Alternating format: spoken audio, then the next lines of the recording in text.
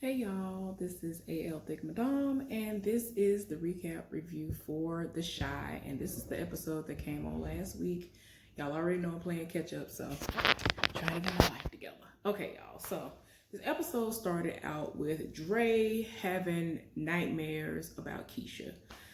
She had a nightmare that she had gone into Keisha's room while she was getting ready for a run, and because y'all know that she was running track and all that stuff in school.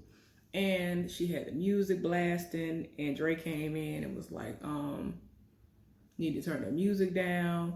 She talking to her sideways, and she looking at her like, I don't know why you coming at me and talking to me like I'm one of your little friends, because that ain't what this finna be. So she's being very disrespectful. She eventually just grabs her little earbuds, her AirPods or whatever they were, and puts them in her ear, leaves the house. Dre looks out of the window at her leaving the house, and she runs out into the street and is presumed to have gotten hit by a vehicle, and then Dre wakes up. So Dre is for real having nightmares. Like, nobody knows if Keisha is alive or not at this point. Nobody's heard from her. Everybody is fearful that she is possibly dead. So Dre is in her feelings. Y'all, Ronnie is going around the neighborhood looking for cans like he normally does, because y'all know he is homeless out here. So he looks up and he just so happens to be at the residence of the dude who was out in that area when they were doing the vigil the other day. And so he was like, wait a minute. So since he already had a sneaking suspicion about old dude anyway, he was leaving the house. He was like, okay, I'm about to see if the door open or do what I got to do to try to get inside. He done broke into this man's house. He's calling out for Keisha. The TV's on. Nobody's saying anything. So he sees one of these little doors. Like, it's an older house. I know that like a lot of houses in the South kind of look like that too, where it's like, you would have to see what I'm talking about. It's like a little side door that's like lower and made differently than any of the other doors in the house. But anyway, this door leads down into the basement. It's junky and had like a little bed set up.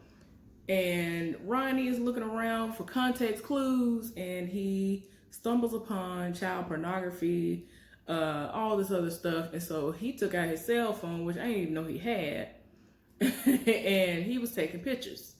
And later on, he actually ended up calling Dre and actually popped up at the house. But anyway, y'all,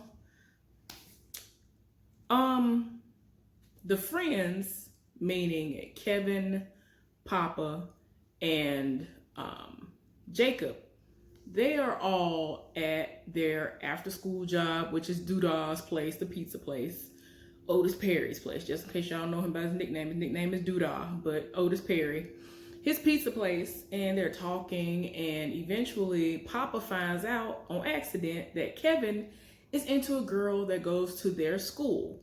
Y'all know Papa don't go to the same school as them anymore, and so he feels left out of the loop. And he looking like, okay, y'all know if some stuff pop off or something going on, y'all need to spill it in the group chat. And like, he really feels left out. Like, he has not heard anything about this girl. So they get into it, Jacob and Kevin, over the girl. And he was like, well, she's stuck up. And he kept calling her the B word. He was like, call her that again. So they got into it.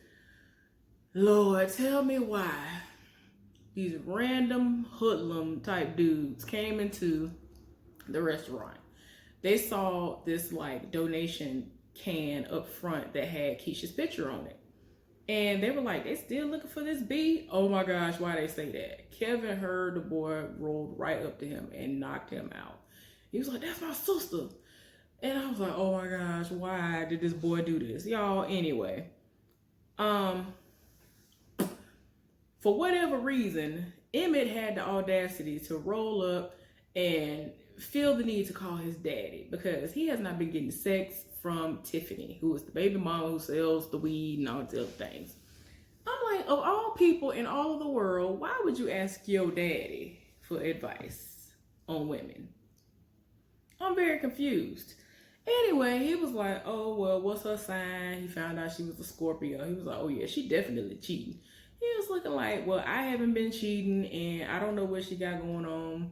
And he gonna try to tell him that he needs to go through her phone. And I'm just like, why is this the advice you giving him? Like, please go somewhere, sir. Please get and go somewhere. Y'all excuse me. I'm trying to rearrange this thing because I don't even know how it's so high up like this. It's so random. But anyway, y'all, I digress. But I'm just like, why would you even ask your raggedy daddy for advice on anything? And I'm just like, bruh. But yeah, Tiffany has not had sex with him in like over a month. And the daddy is convinced that she out here screwing everybody else. And that's why. And I'm just like, a lot of people are not all about sex. So I just hate when people want to try to jump there and off a cliff to that narrative, because that's just not what it is. Everybody don't have to have sex all day, every day in order to function. Anyway, Ronnie and Dre ended up rolling up on old boy because Ronnie earlier that day, he went to Keisha in them house. Dre opened the door slightly and was like, what you want? And he was like, I might have some information on Keisha. And, you know, she wasn't letting him in because she was just like, I don't know what you're doing here, what you want. And he ended up giving her information about the rapist. The dude is a rapist who had been released. That was who was at the vigil. And I'm just like, why would you be at this vigil? Like, what is going on? Like, he did the most at the vigil. Why would you run off? Like, you acting real guilty in your life. So the information was passed on to Dre. Dre was like, all right. And they ended up rolling up to this man's house. So when he came back, or came outside to his car, they questioned him. He was like, I don't know what you're talking about. He was able to get away. And I was like, Lord, it's just too much going on, y'all. Anyway, I mean, they even tried to let him know, like, look, we already know what you got going on. Ronnie was like, look, I have pictures from the stuff you got going on in your house. And, you know, if we wanted to, we could turn all that information into the police and you can go down. And he was just like, well, I delete my browser history every day, so it don't even matter. And I'm just like, bro, I'm gonna need for you to know that once you do that, that don't mean nothing because it's still always gonna forever be in the cloud. But who am I? But yeah, he ended up peeling off and he kind of like knocked Ronnie out eventually and the most was going on. Y'all, Douda's wife popped up out of nowhere and I already told y'all when the season began that Douda's wife is none other than Candy Burris. She rolled up, didn't nobody even know she existed, and somebody was like, excuse me, do you have an appointment? And she was like, I don't need an appointment. I'm Otis's wife. I was like, oh Lord, ma'am. So, I mean, she has a reason and a purpose of why she's there. She's the estranged wife, but I'm just like, girl, you're doing the most. There is like a fundraiser type of event going on that has to do with the school that Jacob and Kevin go to. And it's kind of like allowing them to see why people like Kevin are allowed to come to the school and all of that, because their contributions are the reason why he can even go. You know what I'm saying? His mama can't afford none of that. And even though Otis Perry got a little bit of money, I mean, it would be smart of Otis to not use his money towards that. But I mean, I think he paid some people to get Jacob into that school because Jacob does not have the smarts to be in that school. And I mean, that just is what it is. The child even said that out of his own mouth. Anyway, but tell me why one of the teachers was like talking up Kevin about how he is so bright and he is everything, and somebody said something about oh well, you're gonna be the next Ben Carson. His mama was like, yeah, let's hope not. I died. Like, if you don't know the problem with Ben Carson, despite him being black, then you need to just look that up, because I'm telling you, I died. That was so random, but I got my life. I'm just saying. Cooning at his best. But anyway, Lord, before they even got to that part, Kevin was coming in with his mama and he was like, look, well, she told him that, you know, she knows about the girl that he been talking to at the school. And he was like, dang, why you been going through my phone? She was like, I mean, ultimately it is my phone because I pay the bill, but that's beside the point. And he was like, look, I don't even want her to meet you until she's earned it. And so she was like, what? Okay, then I like that response. I like that answer. I was like, Lord, y'all, this heifer done rolled up on his mama and was talking, and his mama like her already. And I was like, oh my gosh. And they had like their little moments, like his mama excused herself and was like, okay, let me go, you know, refresh my drink. And so she was like, well, did you dress up for this or did you dress up for me? And he was like, what you think? I was like, y'all doing a lot in your life. But anyway, man, Jacob saw the opportunity to strike because old girl's daddy, the black girl who Kevin likes, her daddy's rich. And he saw the opportunity to bring Douda over to him. And so he introduced Douda as his daddy and all of this. And, you know, everybody knows that he's running for mayor. And so I'm just like, you doing the most.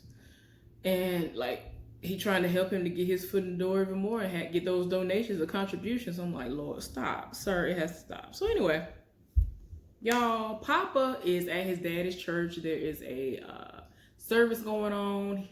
Papa is really into the music. The people do be singing down. I ain't even gonna lie, they be singing down. And they were having these come to Jesus moments, and this was something that I am very familiar with. When it is close to election time, they will bring in politicians and people who are running for various places and things or whatever, different positions, and they will come in and they will give you their little rundown on what they plan to do for your community and your city. They ended up having Lena Waithe playing the character of Camille Halloway. And she was just saying that, you know, I'm from Chicago. I know how things go. The things that are going on nowadays are things that I didn't see when I was a child. I was able to be outside and play all day. My mama worked and had a full-time job. There was no issues with having to get a job and provide for us.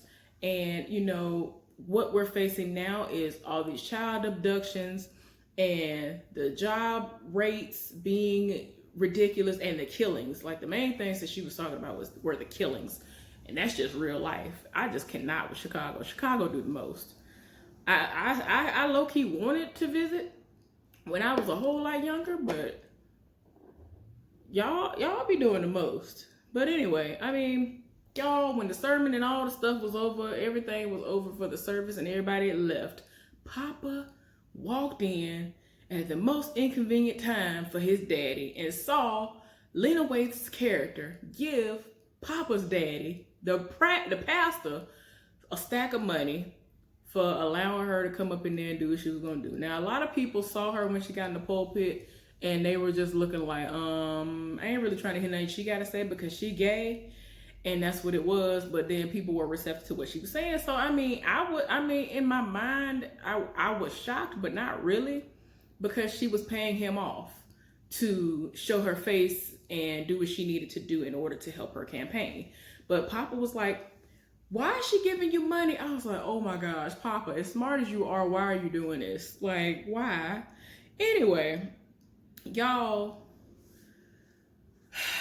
Emmett and Tiffany have been ordered to go to counseling.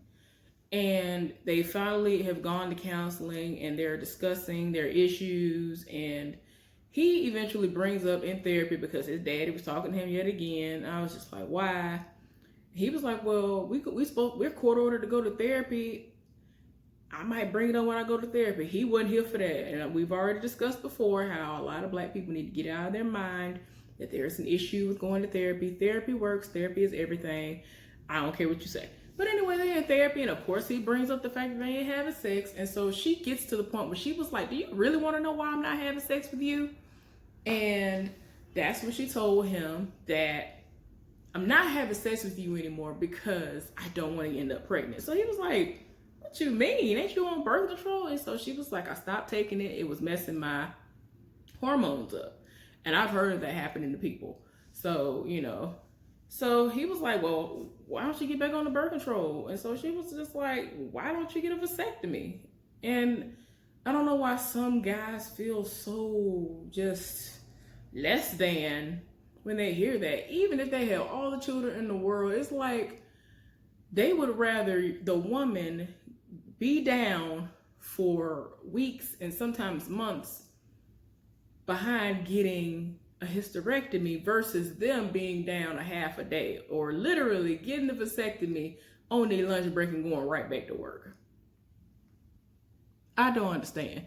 Anyway, so Kevin asked the little girl that he went to school with when they were at that fundraiser thing if she was interested in going to this civil rights exhibit, because he said he had an extra ticket, and she was just like, so you mean to tell me you just so happen to have an extra ticket? Oh, okay. Like, I like how she read him, but she be here for everything he say, and she corrects him, and he still like is here for her. Like, it's cute. So anyway, they ended up going to the museum, and she's in her feelings a little bit because her father made a point to implement influential dark-skinned Black women who have made major contributions to the world or whatever. Nina Simone is everything. They actually had a Nina Simone song playing in the background. And for what, well, not for whatever reason, I was about to say for whatever reason, y'all know how I do.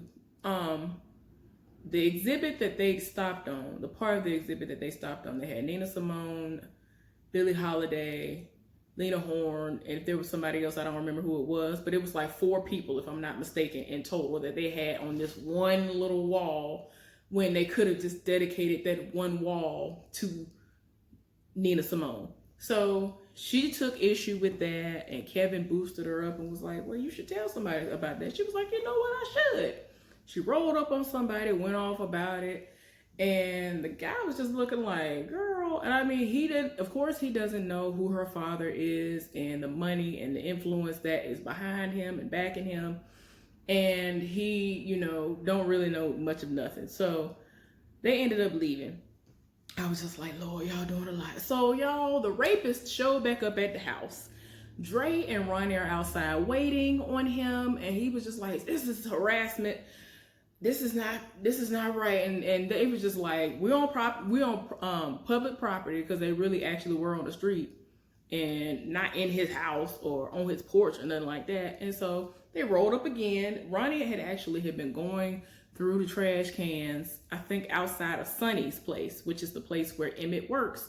And he saw all types of things that he could fashion into weapons and things that were just considered to be weapons anyway. And I think he took some of that stuff, and him and Dre are now armed with these weapons. Dre was going to town on this man's spine and was like, you need to come up with information. Old boy for the longest kept trying to make it seem like he didn't know what it was. And eventually he coughed up some information, and they ended up calling Keisha's mama. They were under the impression they'd found Keisha's body. So, kind of found out it wasn't her body. Y'all, that scene made my heart drop. I ain't even gonna lie to y'all. I was like, man, I know it's early on in the season, but still, please don't do this. Because I feel like they're going to be making her the focal point. And I still don't want it to be where at the end of the season they find her dead and she was just one of many people who are deceased. I really hope that's not it. But they ended up going to the scene where this body was. They needed to ID the body. Dre knew of one of Keisha's secrets, which is that she had gotten a tattoo on her lower back. Dre asked them if they could turn the body over. And so the mama wanted to know why, because she is at this point looking, and the girl has her same exact body type and all of that. And so she's just like, what? Why? And so she was like, Keisha got a tattoo, and I will know if it's her if I see the tattoo. And it ended up not being her. So y'all, it was just a lot. It's still sad because somebody's child is dead. This is ridiculous. So y'all, Emmett is at work and he's talking to Sonny and kind of expressing how he feels about his situation with Tiffany, and he was like, well, you know, you need to do it what she likes, and she's probably right about you need to get a vasectomy. And so Sonny was giving him sound advice, and he was like, man, you know, you the smartest dude I ever met, or whatever, because he keeps giving him all this, you know, sound advice. Or whatever, y'all. He just straight up told him, you need to just do what she likes, and you'll be all right. You'll be able to get what you want. You know what I'm saying? And so they got home. When Keisha got home, he had the ambiance. It was there. The candles were everywhere. He had put the baby to sleep. I guess the dishes had been washed because that was something that she requested that he make sure it was done too, because she come home from work every day and she got to clean up after him and the baby and do everything with the child, and you know, or whatever. And so everything looked like it was in order. She was looking like, ooh, okay, it looks nice in here. Y'all, the whole time I'm like, why are all these candles in here in the living room and in the kitchen at your mama house when your mama can walk in at any time? And I'm like, if y'all gonna have sex, I know y'all not about to have sex in the living room on her couch. Are y'all? Yeah, of course that's what they were gonna do, because that's what people do. That's what trifling people do. They don't think nothing about that. They don't think nothing like, oh, well, let's go to the bedroom upstairs. Let's go to this bedroom and have sex if we're gonna have sex. Y'all, I'm sorry. Y'all probably looking at me like, girl, so what? But I'm just, I feel like I would have more couth. I just don't feel like I would do that. I have done some things in my life when I was a lot younger, but I don't think I would have done that at my current age. But yeah, the most be going on. And I'm saying with this situation, they literally have a room that's private. That's the thing. Now, I would understand if they didn't have nowhere to go and they just got to do what they got to do and whatever. I would kind of understand that, but I'm like, that still would be trifling. At least be on the floor. So, like, I don't know. In my mind just thinks of all kinds of other ways that they could still achieve the same goal. Anyway, they ended up having sex. Before they had sex, he ended up rubbing her feet and giving her a full body massage, fed her strawberries, and eventually they had sex. Cool. So, Candy and Douda are in the back of a limousine talking. Jacob is asleep at this point, and you could tell Candy is there because she has heard about these endeavors that he's trying to pull off. And, you know, they actually started talking about fatherhood, and she was just like, I didn't think you really wanted to be a father like that. And he was like, you know, I just wasn't ready.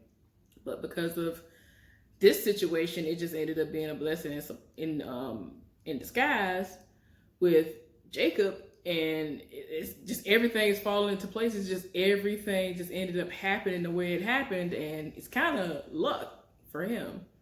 Very lucky. And yeah, she, you know, was talking to him about like, why did you even want to run for mayor? And he was just like, because they said I could. And, you know, she thought that it was about the money. And he was like, it's not even about the money. Like, he remembers full well how he grew up and the things that he'd been told that he would not be able to do. And he is the type of person who's just like me, who you tell me I can't do something, I will prove you wrong. And then some, I don't know. It's just, you say I can't do that? Oh, okay, cool. So, you know, and, you know, he wants to have a better example than what he saw when he was growing up. So, I don't know. I mean, he said he saw better for himself than being a gangster. So I don't know if he actually wins against Lena Waithe's character, Camille Halloway. Hopefully he will, you know, well, I don't know. I just feel like he's still going to have that gangster side of him doing the most. And it's just going to make it even easier for him to pull off stuff. But yeah, it's a lot. Y'all, Ronnie is at the altar at Papa and them church and praying, and, you know, Papa's daddy was like, you know, you all right? Are you troubled about something? What's going on? And he was like, you know, I feel as though it is my duty and my purpose in life now to do something about a situation that's going on, but I was led to the wrong person. And so he was like, well, you know, it sounds like God is talking to you. Maybe I can help you be able to hear him a lot clearer. You know what I'm saying? And so he seems like he's receptive to that. And y'all, the episode ended with Keisha's parents just sitting and just being in utter disbelief of the day that they've had and thinking that Keisha was deceased and still not knowing what's going on with her, where she is, what could be going on. Like, it's just a lot. I can only imagine. Y'all, anyway, that was the recap review of The Shy. I might have the last episode that is airing right now, tomorrow. And I want to do at least 2 or 3 things tomorrow, but I will see if I'm able to do so. Anyway, y'all have a good night.